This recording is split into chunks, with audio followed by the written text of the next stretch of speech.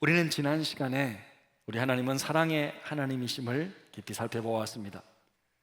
본성이 사랑이신 하나님, 하시는 모든 일들이 사랑으로 행하시는 것입니다. 하지만 하나님의 성품이 사랑이라고 이해할 때 우리가 한 가지 조심해야 할 것이 있습니다. 그것은 사랑의 하나님이라는 말이 자칫 하나님을 그저 무기력하면서 착해 보이는 좀 바보스러운 할아버지 정도로 그렇게 상상해 버릴 수 있기 때문에 그런 분은 아니시죠. 만약 하나님이 인간이 무슨 죄를 짓든 무엇을 믿든 벌하지도 않고 바로 잡는 일도 하지 않는다면 그분은 정의로운 분이 아니시죠. 하나님이 죄인을 아무런 대가를 치르지 않고 그냥 용서해 주신다. 정의롭지 못한 것입니다. 어떻게 보면 불의한 것이잖아요. 네? 공정하지 못한 것이잖아요. 여러분 한번 생각해 보십시오. 죄를 지었는데도 불구하고 아무런 처벌을 받지 않는다. 무슨 이런 사회가 다 있어? 뭐 이렇게 나오잖아요. 정말 아주 중한 죄를 지었는데도 그에 맞는 형벌을 받지 않고 가벼운 그냥 형벌을 내리는 재판장이 있다면 우리는 그를 불의한 재판관이라고 뭐라 할 것입니다. 잘못된 것이죠. 오늘날 입에 담을 수도 없는 그런 사악한 범죄를 저질렀음에도 불구하고 말도 안 되게 적은 형벌을 받을 때 사람들은 오히려 분노하잖아요. 왜 분노할 거예요? 우리의 마음속에는요 하나님의 정의로운 성품이 어느 정도 있어요. 그래서 공정하기를 원하는 거예요. 정의롭기를 원하는 거예요. 하나님은 사랑이시지만 동시에 정의의 하나님이십니다. 오늘 시인은 정의와 공정이 주님의 보좌를 받들고 있다. 그리고 사랑과 신실이 주님을 시중들고 있다. 하나님은 어떤 하나님이냐? 사랑과 정의의 하나님이시라는 거예요. 우리 하나님은 그런 분이십니다. 하나님이 정의의 하나님이시라는 것은요 무슨 말이냐? 그것은 죄에 대해 마땅히 형벌을 내리시는 진노하시는 분이심을 말해주는 거예요. 딱 정의롭고 공정하게 그 죄에 맞게끔 딱 그 형벌을 주는 사람, 그런 존재이시다. 그것을 뜻합니다. 하나님은 진노하십니다. 하나님의 진노는 너무나도 무섭고 두렵습니다. 그런데 우리가 진노하시는 하나님, 심판하시는 하나님에 대해서 이해할 때 한 가지 또 이해할 것이 있어요. 잊지 말아야 할 것은 하나님께서는 그냥 그러면 툭 하시면 노하시는 그런 신경질적인 분이 아니시라는 거예요. 시도 때도 없이 막 노를 바라시고 막 화를 내시고 막 짜증을 내시고 그런 분은 아니시다. 오히려 죄를 지은 인간을 향해 오래 참으시는 분이십니다. 성경은 하나님을 소개할 때 이렇게 소개하시잖아요. 자비롭고 은혜롭고 노하기를 더디하고 인자와 이 사랑이 헤세드, 인자, 사랑과 진실이 많은 하나님이다. 그렇게 소개합니다. 하나님은 자비롭고 은혜로운 분이셔서 노하기를 더디하시는 분이십니다. 참고 또 참으시는 분이십니다. 그렇게 은혜와 자비가 많으시지만 노를 더디하시지만 한번 노를 바라시면 그 누구도 피해갈 수 없습니다. 하나님은 제가 이런 표현을 해요. 하나님은 우주에서 가장 화내게 만들기 힘들 정도로 온유하신 분이세요. 네? 가장 잘 참는 분이십니다. 그런데 그 노하기를 더디하시는 하나님이 진노하신다는 것은 인간이 아주 큰 죄를 죄책감도 없이 끈질기고 지속적으로 지었다는 증거입니다. 사람은 우주에서 가장 화내게 만들기 힘든 분을 화내게 만드는데 성공한 존재들이에요. 와, 우리가 이런 존재예요. 와, 이 불가능한 일을 해냈어요, 인간이. 와, 그것이 바로 인간의 죄성입니다. 하나님의 진노가 불의로 진례를 막는 사람들의 모든 경건하지 않음과 불의에 대하여 하늘로부터 나타나는. 그럼 도대체 인간이 무슨 죄를 지었길래 그토록 하나님을 진노하게 하셨는가? 무슨 죄를 지었어? 우리가 인간이 무슨 죄를 지었어? 인간은 하나님의 말씀에 정면으로 불순종했어요. 불순종이 죄입니다. 원래 하나님은 천국과 같은 완벽한 세상인 에덴 동산을 딱 만드셨죠. 그러니까 사람은 하나님과 사랑의 계절을 누리면서 에덴 동산에 있는 거 그거 그냥 먹고 거기서 쉬고 그냥 하나님 맡겨서 일하고 먹고 누리고 다스릴 수 있는 권한을 받으면서 그냥 그렇게 행복하게 살면 되는 것이었어요. 하나님은 이거 에덴 동산 중앙에 하나님 자신의 통치의 상징인 선악을 알게 하는 나무를 딱 주셨어요. 그 나무의 열매는 먹지 말라, 그거 먹으면 죽는다 라고 미리 알려주셨습니다. 하나님은 왜 그걸 두셨는가? 많은 사람들이 뭐 그걸 둬가지고 우리를 먹게 해서 죄를 짓게 만들었다 그렇게 말하는데, 실은 그게 없다면 어떡할까? 그 없으면요 여러분, 인간이 주인인 줄 알 거예요. 아무것도 못하는 것이 없다? 여러분이 주인인 줄 알 거예요. 근데 그건 아니잖아요. 우리는 피조물이잖아요. 그래서 하나님은 하나님 자신이 온 세상을 창조하신 창조주이심을 상징적으로 나타내 주시기 위해 동산 중앙에 모든 사람이 보도록 선악을 알게 하는 나무를 두신 거예요. 사람은 지나가면서 보겠죠. 저건 먹으면 안 돼. 내가 다 할 수 있는데. 왜? 나보고 하지 말라고 하시는 분이 있어. 내 위에 한 분이 있다라는 거예요. 주인이 있다라는 거예요. 내 주인이 있다라는 거예요. 그러니까 너희들이 주인이 아니라 내가 주인이야. 그것만 기억하고 살아. 그거예요. 선악을 알게 하는 나무는요, 하나님의 통치의 상징이에요. 여러분, 우리가 인간이 아무리 잘났고 아무리 뭐 내 잘난 맛에 산다 하더라도 반드시 기억해야 될 한 분이 계시잖아요. 누구죠?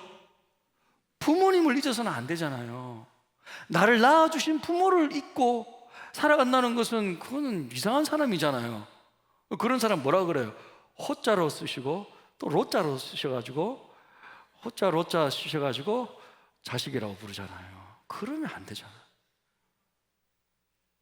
그렇게 되면 안 되잖아. 선악을 알게 하는 나무는 바로 우리의 부모 되신 하나님의 통치의 상징이에요. 내가 너를 만들었다, 내가 너의 주인이다라는 것을 상징하는 거예요. 그러니까 다른 것은 다 괜찮지만 그것만은 건들면 안 되는 거예요. 여러분, 예전에 그 요셉 이야기를 보면요, 요셉가 이 보디발 그 가정 총리가 되잖아요. 그런데 그 보디발의 아내가 와서 이렇게 유혹을 하니까 요셉이 뭐라 그래요? 내가 다른 건 다 건들 수 있지만 당신만은 못 건립니다. 왜? 주인의 아내이기 때문에. 나는 종이라는 거예요. 다 할 수 있지만 못하는 게 있다는 거예요.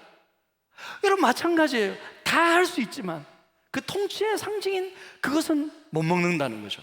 그럼에도 불구하고 사람은 그 열매를 먹었습니다. 왜 먹었느냐? 성경은 이렇게 말합니다. 창세기 3장 4, 5절, 뱀이 여자에게 이르되 너희가 결코 죽지 아니하리라. 너희가 그것을 먹는 날에는 너희 눈이 밝아져 어떻게? 하나님과 같이 돼요. 왜 사람이 그것을 먹었느냐? 하나님의 통치의 상징인 그것을 무시하고 하나님처럼 되고 싶었어. 하나님처럼 되고 싶어. 왜 사탄이라는 것은 천사장, 천사들의 대장의 이름이 사탄인데 왜 사탄이 진짜 마귀가 되어버렸어요? 너무 능력이 많으니까 자기가 하나님처럼 되려고. 그래서 하나님과 대적하는 사탄이 된 거예요. 그 사탄이 뱀의 모양으로 나타나서 자기처럼 너 하나님처럼 될 거야, 자기처럼 만들어버렸어요. 사람은 그 말을 듣고 먹었어요. 하나님과 같이 되고 싶어서, 내가 마치 온 세상의 주인인 것처럼 살고 싶어서. 죄가 뭐냐? 죄는 하나님이 중심이 아닌 내가 중심으로 사는 것, 내가 주인인 것처럼 살아가는 것이 바로 죄입니다. 제가 전에도 말씀드렸죠. 영어로 죄를 뭐라고 그래요? sin이라고 그래요. S-I-N, sin이라고 해요. sin. 그러니까 I, 나, 내가 가운데 있잖아요, 글자에. 그러니까 내가, 하나님이 아닌 내가 중심에 있는 것이 바로 죄입니다. 죄입니다. 죄의 결과는 사망이죠. 죄의 싹은 사망이에요.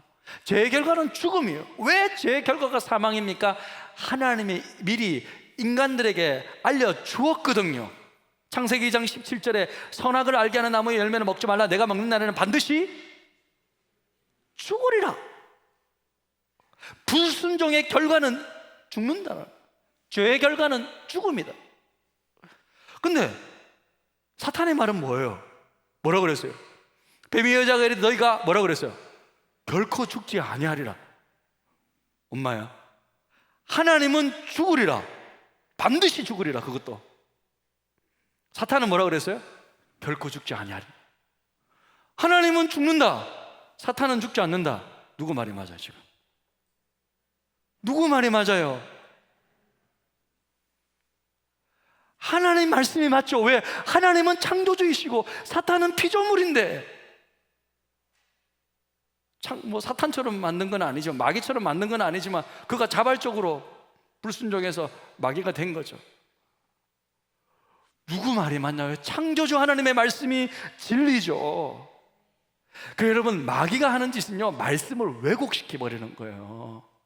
인간들 편에 있어서 말씀을 왜곡시키는 것이 사탄이 하는 일이에요. 그러니까 우리가 정신이 바짝 차려야 돼요. 이 시대도요, 말씀을 왜곡하는 집단들이 너무 많아요. 이단도 왜곡하고, 요즘 오늘날 하나님의 말씀을 왜곡합니다. 여러분, 다 사탄 마귀가 하는 짓입니다. 교묘하게 왜곡합니다. 하지만 완전히 정반대예요. 완전히 정반대예요. 여러분, 그래서 하나님 말이 맞습니다. 죄를 범한 인간 반드시 죽습니다. 한 번 죽는 것은 사람에게 정하신 것이요, 그 후에는 심판이 있으리니. 사람은 다 죽죠. 왜? 하나님이 그렇게 정했어요. 하지만 그 뒤로는 영원한 심판을 받는 거예요. 육체의 죽음 이후에 우리의 영혼은 하나님께 영원한 심판을 받는 거예요. 무서운 거예요. 그래서 하나님은요, 하지만 정의의 하나님께서 모든 사람을 죽게 하는 것이 맞지만, 사랑이 풍성하신 하나님께서 정말 죄를 용서할 수 있는 길을 열어주셨어요. 그것이 뭐죠? 이스라엘이 구약시대에 행해졌던 제사법인 거예요. 우리가 원래 죽어야 되는데 하나님이 한 가지 피할 수 있는 길을 열어주셨어요. 그것은 나 대신 죽을 수 있도록 어떤 존재를 만들어 주신 거예요. 먼저 짐승이에요. 그래서 사람들이 하나님 앞에 죄를 지으면 짐승을 가져옵니다. 그 짐승에 어떻게 하냐면요, 손을 올려요. 내 죄가 너에게 전가되었다는 뜻이에요. 뭐라고요? 전가, 전달되었다는 거예요. 코로나 옮기듯이 이렇게 옮길 수 있는 거예요. 죄가 딱 옮깁니다. 그 다음에 어떻게 돼요? 이 짐승을 죽입니다. 그 피를 뿌립니다. 그러면 한 번 딱 용서해 주죠. 죄 한 번 지으면 한 번 딱 용서해 줘요. 완전하지 않죠. 불완전하죠. 그러면 언제 죄를 지을 때마다 또 잡아야 돼요. 또 잡아야 돼요. 그 나중에는요, 이 인간들이 타락하기 시작해가지고 어떤 식으로 생각하냐면요, 이렇게 된 거예요. 죄 지으면 또 짐승 가져와. 한번 죄 지고 또 잡으면 되잖아. 사람 마음속에 오히려 이 제사법도 타락하게 되었습니다. 하나님은 그래서 전혀 다른 방법을 택했습니다. 완전한 제물을 이 땅에 보내주셨습니다. 자신의 아들을 인간으로 보내셔서 우리를 대신 죽게 하심으로 우리 죄를 대속하는 일을 감당하게 하신 것입니다. 짐승에게 죄가 전가되는 것이 아니라 예수님께 이 땅의 모든 사람들의 죄가 다 전가되게 하시고, 모든 죄가 그분에게 다 전달되게 하시고, 그분이 대신해서 십자가에서 죽으셨습니다. 예수님의 대속의 죽음은 두 가지 특징이 있습니다. 첫 번째는요, 짐승 죽듯이 불완전한 속죄가 아니고 완전한 속죄예요. 말씀 보니까 히브리서 7장 27절에 백성의 죄를 위하여 날마다 제사 드리는 것 같이 할 필요가 없대. 왜? 이는 그가 단번에 자기를 드려 이르셨어. 완전한 속죄였어. 이거 한 번만 하면 괜찮은 거예요. 그리고 일시적인 속죄가 아니라 그 다음에 또 드리고 해야 되거든. 그것이 아니라 영원한 속죄가 되었습니다. 영원한 속죄. 그 당시뿐만 아니라 그 이후에 태어나는 모든 사람들의 죄까지도 영원한 속죄가 되셨어요. 히브리서 9장 12절 중요한 말씀입니다. 같이 읽겠습니다. 시작. 염소와 송아지의 피로 하지 아니하며 오직 자기의 피로 영원한 속죄를 이루사. 영원한 속죄를 이루사. 예수님의 십자가의 죽음, 모든 시대, 모든 사람들에게 해당되는 영원한 속죄가 되었습니다. 할렐루야. 그렇게 죽으셨어요. 그렇게 이 중간에 돌아가셨어요. 자, 그러면 제가 제가 다 설명해 드렸으니까 이제 질문 하나 해드리겠습니다. 질문 하나 해보겠습니다. 자, 예수님을 죽인 사람이 누구죠? 네, 누가 예수님 죽이셨어요? 내가 죽였어요? 네? 진짜로? 20년 전에 계셨어요 거기에? 좀 나이가 많으시네. 누가 죽였어요 여러분? 네? 그 당시에 2000년 전에 유대인들이 자기 동족이 이렇게 했으니까 유대인들이 죽인 거예요? 로마 병사가 죽였습니까?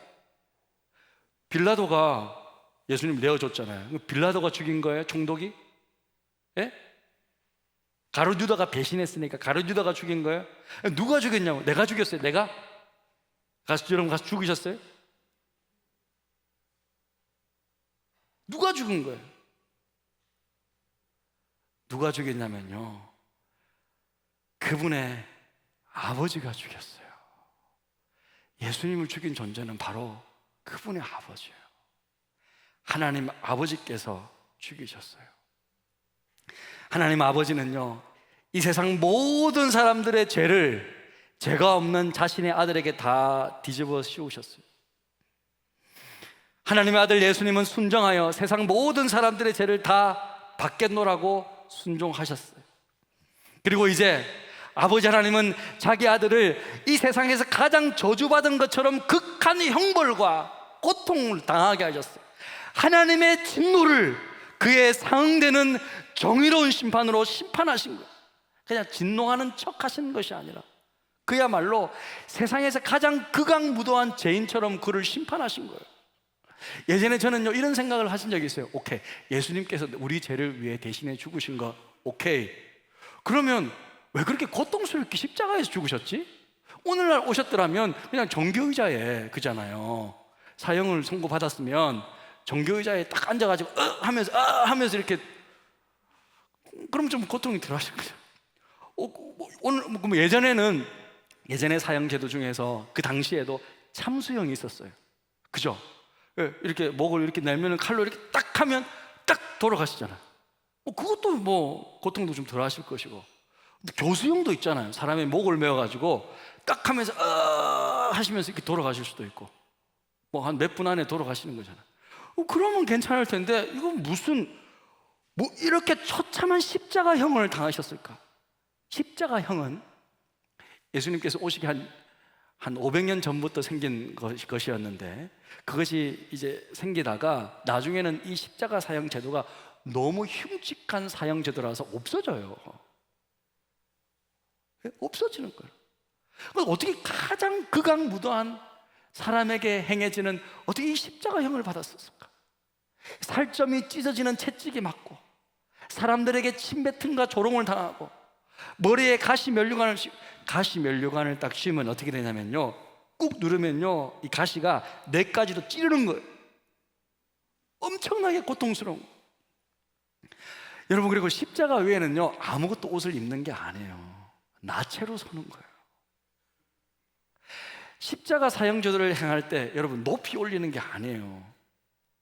낮아요. 생각보다 굉장히 낮아요. 사람들이 와서 침을 뱉을 수 있고 조롱할 수 있고 다 볼 수도 있어요.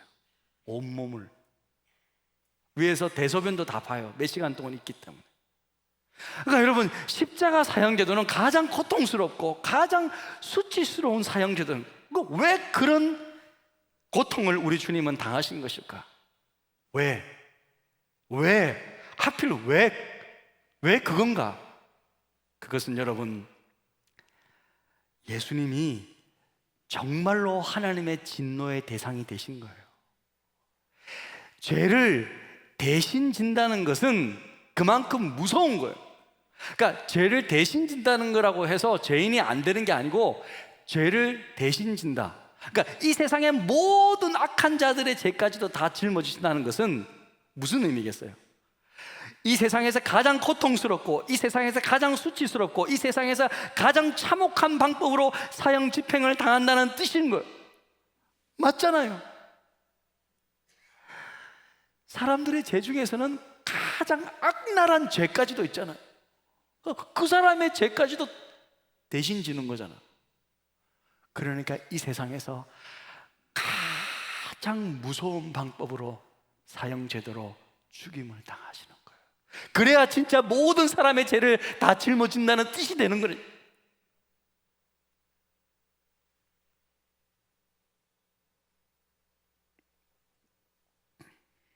예수님은 하나님의 진노의 대상이 되셨습니다. 하나님은 지금 아들을 그렇게 심판하고 있는 거예요. 아들이라고 봐주지 않는 거죠. 정의로운 분이시기 때문에 공정한 심판이 이루어지는 거예요. 네가 모든 사람들의 죄를 다 지기로 결정했다고, 그러면 그에 맞는 대가를 치르는 거죠. 그런 육체의 고통보다도 더 고통스러운 것이 있었습니다. 여러분은 세상에서 가장 고통스러운 것이 무엇이라고 생각합니까? 내가 받을 수 있는 가장 심한 고통이 뭘까? 저는 제 생각에는요, 버림받는 고통이라고 생각이 들어요. 버림받는 고통, 관계가 끊어지는 고통이에요. 그것도 마땅히 사랑받아야 될 대상에게 사랑받지 못할 때, 그 고통을 이루 말할 수 없는 거예요. 몸이 좀 힘든 것, 일을 좀 많이 하는 것, 고단해도 그래도 할 수 있잖아요. 하지만 내가 마땅히 사랑받아야 될 부모로부터 사랑받지 못하고 버림받는다? 니 내 자식 아니다, 니 나가라. 내 가족으로부터, 자식으로부터 버림받는다? 내 형제 자매로부터, 마땅히 사랑받아야 될 가족으로부터 버림받는다? 여러분, 이 고통은 진짜 힘든 거예요. 그렇잖아요. 예수님의 가장 큰 고통은 자신의 아버지와 완전히 단절되는 고통이었습니다. 우리는 이것을 예수님의 말씀 속에서 알 수 있습니다. 마태복음 27장 46절, 제9시쯤에 예수께서 크게 소리질러 이르시되 엘리 엘리 라마 사박다니 하시니 이는 곧 나의 하나님 나의 하나님 어찌하여 나를 버리셨나 하는 뜻이라. 엘리 엘리 라마 사박다니, 이것은 고대 아람어입니다. 뜻은 나의 하나님 나의 하나님 어찌하여 나를 버리셨나이까? 질문하는 거예요. 하나님께서 아들 하나님을 진짜로 버리신 거죠. 버리는 척 하신 것이 아니라 정말 버리셨어요. 그 순간만큼은 끝냈다고요. 아들로 있는 것이 아니라 죄인으로서 있던 거예요. 죄인은 죽어야죠. 예수님은 원래 하나님으로부터 완전한 사랑을 받아 누리셨습니다. 아버지와 영원전부터 최고의 기쁨과 열정으로 사랑의 관계를 누리고 있었습니다. 하지만 아버지 하나님은 독생자이신 사랑의 그 아들, 어떤 죄도 짓지 않고 하나님의 뜻에 완전히 순종한 그 아들을 버린 거예요. 버린 거예요. 그것이 예수님이 받은 고통의 본질이에요. 예수님은 육체의 고통, 정신적인 고통, 하나님과 끊어지는 영적인 고통, 완전히 주님은 파멸하셨어요. 고통받으셨어요. 나의 하나님 나의 하나님 막 이렇게 부르니까, 막 나의 하나님 이렇게 부르니까 마치 뭐 하나님을 부르는 것이 친밀감의 표현처럼 보이지만, 여러분, 예수님께서 복음서를 한번 보면요, 예수님께서 하나님을 부를 때 항상 아버지라고 불러요. 아버지라고 불러요. 아버지라고 부르지 않고 하나님이라고 하나님의 이름만 부른 적은 이때밖에 없어요. 이때밖에 없어요. 왜? 아버지가 아닌 거지, 그 순간만큼은. 무서운 심판관 하나님으로 서서 자기를 버리셨으니까. 그러니까 완전히 예수님은 하나님으로부터 버림받으셨습니다. 왜 예수님은 이런 버림받는 극한 고통을 받으셔야 했습니까? 그 이유는 한 가지, 하나님의 세상을 이처럼 사랑하사 독생자를 주셨으니 이는 그를 믿는 자마다 멸망하지 않고 영생을 얻게 하려 하심이라. 할렐루야. 우리를 사랑하셔서 우리를 구원해 주시기 위함이었습니다. 정말 우리를 구원하시기 위해 그런 극한 고통을 담당하셨습니다. 예수님만 그런 고통을 당하셨습니까? 하나님 아버지 입장에서 부모의 입장에서 한번 생각해 보셨습니까?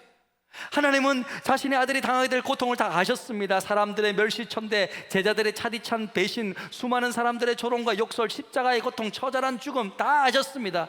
하나님은요, 폭도들이 자신의 아들을 때리고 침뱉으며 채찍질하는 거 다 보셨잖아요. 인간의 눈을 창조하신 하나님께서, 만드신 하나님께서 그거 못 보시겠습니까? 예?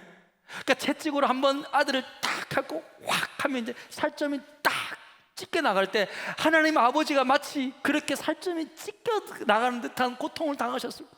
사람의 피부를 만드신 하나님께서 그 고통을 모르시겠습니까?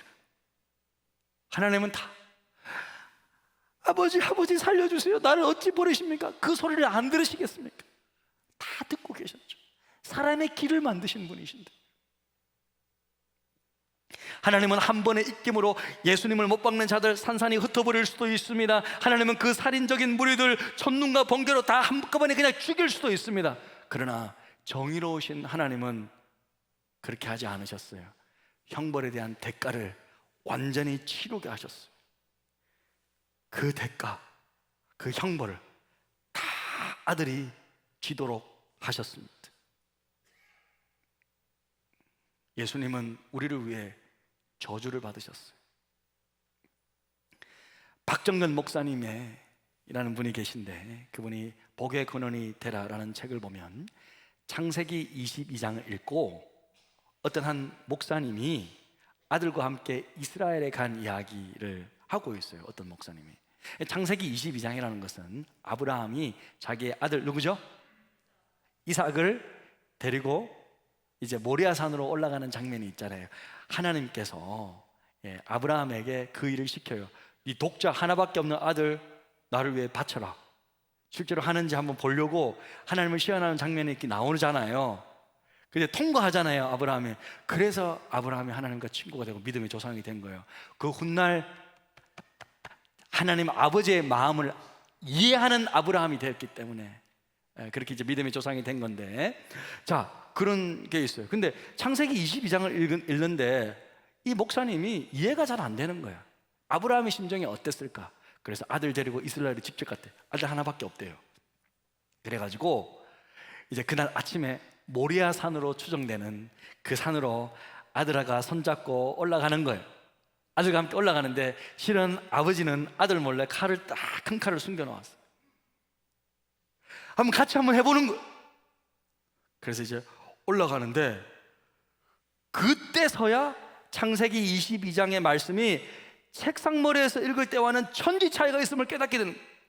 이제 산 위에 올라가서 이 칼로 아들을 죽여서 하나님께 바친다고 생각하니까 발걸음이 무거워지는 거예요. 발이 달달달달 떨렸대. 하나씩 올라가는 게. 그리고 올라가는 동안 계속 눈물이 나왔대요. 계속 우는 거예요. 아들이 계속 아빠 왜 울어? 왜 울어 아빠? 아니 우리 이스라엘 여행 와가지고 왜 울어? 그러니까 목사님 대답을 못하고 얼머무리는 거예요. 사랑하는 성도 여러분, 자녀가 있으십니까? 혹시 한 명밖에 없습니까? 이 자녀를 누구를 위해 제물로 바칠 수 있습니까? 정말 바칠 수 있습니까? 하나님은 자신의 독생자의 손을 잡고 산으로 올라가셨어요. 그 산이 어디죠? 무슨 산이죠? 갈보리 산이에요. 갈보리 산으로 데리고 가셨습니다. 하나님은 아들의 고통스러운 소리를 들어야 했습니다. 살이 찢기고 침 뱉고 조롱당하는 그 모든 모습들을 다 보아야만 했습니다. 나의 하나님 어찌하여 나를 버리시나이까 하는 그 처절한 목소리를 들으셔야만 했습니다. 하나님 마음 어떠셨을까? 차라리 내가 죽었으면 죽었지, 내가 어떻게 너를 그래도 그렇게 하셨어요. 처절하게 세우셨고 죽게 하셨고 심판하셨습니다. 왜요? 우리를 사랑하셨기 때문입니다. 하나님의 세상을 이처럼 사랑하사 독생자를 주셨으니 이는 그를 믿는 자마다 멸망하지 않고 영생을 얻게 하려 하심이라. 그렇습니다. 여러분, 십자가는 하나님의 그 사랑과 하나님의 그 정의가 만나는 교차로예요. 우리를 사랑하셔서 구원해 주시고 싶었지만 그냥 용서하실 수는 없고 우리의 모든 죄들을 아들에게 다 전가시켜서 예수님께서 대신 죽게 하셨습니다. 그게 정의입니다. 우리를 향한 사랑과 정의가 십자가 가운데 담겨져 있습니다. 사랑하는 여러분, 아직도 십자가가 나를 위한 것임을 믿지 못하십니까? 우리가 왜 믿지 못할까? 왜 사람들은 하나님의 기적을 믿지 못할까? 그 근거는 뭐냐면 우리의 경험이에요. 우리가 그런 기적을 경험해 본 적이 없거든요.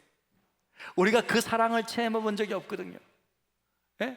우리가 이 땅에서 그와 같은 사랑을 경험해 보지 못했기 때문에, 우리가 이와 같은 정의를 이 땅에서 경험해 보지 못했거든요. 하지만 우리는 못하지만 하나님은 다 하셨습니다. 하나님이 하셨습니다. 여러분, 그 하나님을 믿으시기를 바랍니다. 이 놀라운 하나님의 사랑을 온전히 받아 누리시고, 하나님은 정의와 사랑의 하나님 되심을 깊이 있게 묵상하며 한 주 동안 보내시는 여러분 다 되시기를 주님의 이름으로 축복합니다.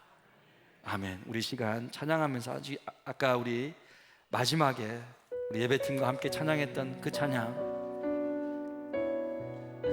가사가 너무나도 귀한 찬양인데요, 우리 함께 찬양하면서 기도의 자리로 나가겠습니다. 하나님 어린 양 독생자 예수, 날 위해 죽으신 주님,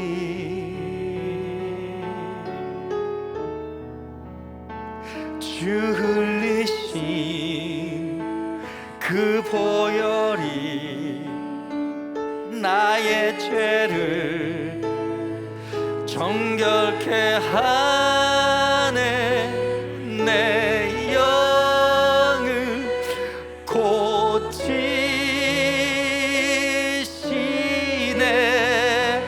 송축하리라.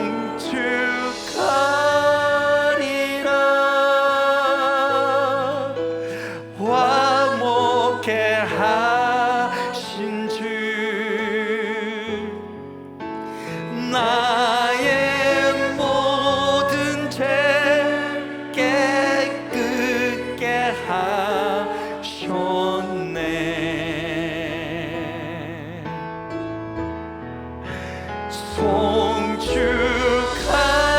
송축하리라.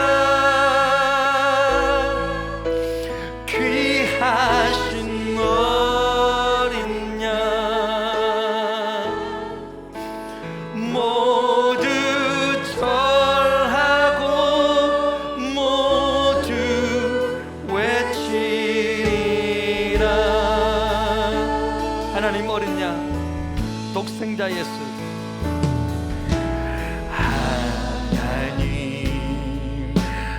어린 양 독생자 예수,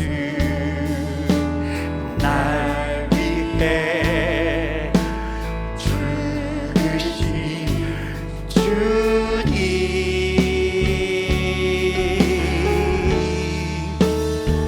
주 흘리신 그 보혈이 나의 죄를 정결케 하네. 내 영을 고치시네.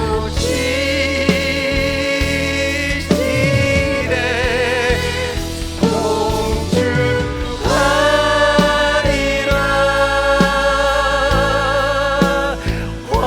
화목케 하신 주, 나의 모든 죄 깨끗게 하셨네.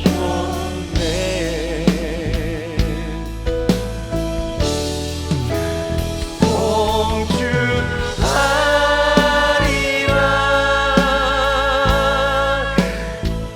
귀하신 어린 양